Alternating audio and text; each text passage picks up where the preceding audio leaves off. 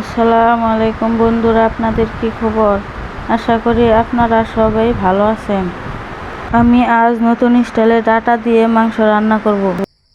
এখানে মাংস নিয়েছি হাফ কিলো মতো, আরও ডাটা কুটে বাছে ধুয়ে পরিষ্কার করে নিয়েছি। কড়াই গরম হয়ে গেছে, দিয়ে দিলাম তেল পরিমাণ মতো।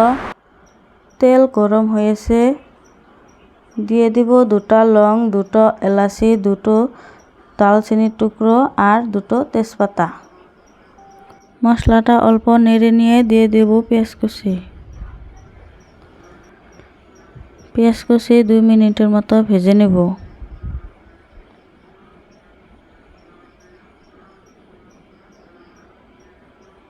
ভাজা হয়ে গেছে, দিয়ে দিব আদা রসুন বাটা। আদা রসুন বাটা দিয়ে আরও 2 মিনিটের মতো ভেজে নেব, যাতে গন্ধটা চলে যায়। ভাজা হয়ে গেছে, দিয়ে দিব মরিচ গুঁড়া, ধনিয়া গুঁড়া, হলুদ গুঁড়া।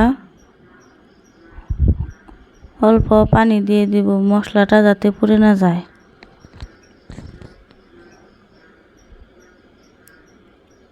এখন দিয়ে দিব গরম মশলা গুঁড়া,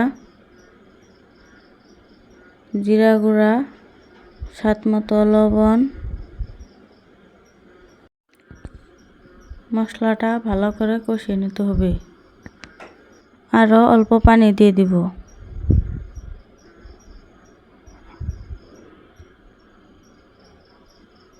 মাংসটা দিয়ে দিব।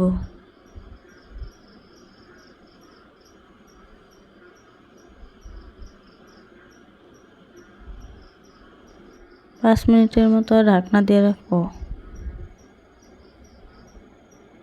দেখেন মাংস থেকে পানি উঠে গেছে। এখন দিয়ে দিব ডাটা, কাঁচামরিচ দিয়ে দিব। অল্প টাইম নেড়ে নিব।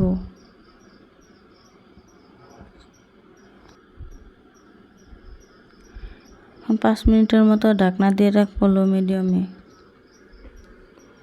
অফ ক্যামেরায় আরও একবার নেড়ে দিয়েছি যাতে নিচে লেগে না যায়। আরও 5 মিনিট ঢাকনা দিয়ে রাখবো, একদম কম আছে। তরকারি যত কষাবেন তত বেশি স্বাদ হবে, আমি গ্যারান্টি দিয়ে বলবো। এখন পানি দিয়ে দিব 1.5 কাপের মতো। আমাদের বাসায় ডাটার সিজনে একবার হলেও ডাটা দিয়ে মাংস রান্না করি, অনেক স্বাদ লাগে। 15 মিনিটের মতো ঢাকনা দিয়ে রাখবো। খুলে দেখব আমার রেসিপিটা কেমন লাগলো আপনাদের কাছে, অবশ্যই কমেন্ট করে জানাবেন। আর লাইক সাবস্ক্রাইব করে পাশে থাকবেন আমার নিত্য নতুন রেসিপি পাওয়ার জন্য। তো দেখতে পাচ্ছেন আমার তরকারি হয়ে গেছে, এখন নামিয়ে নেব।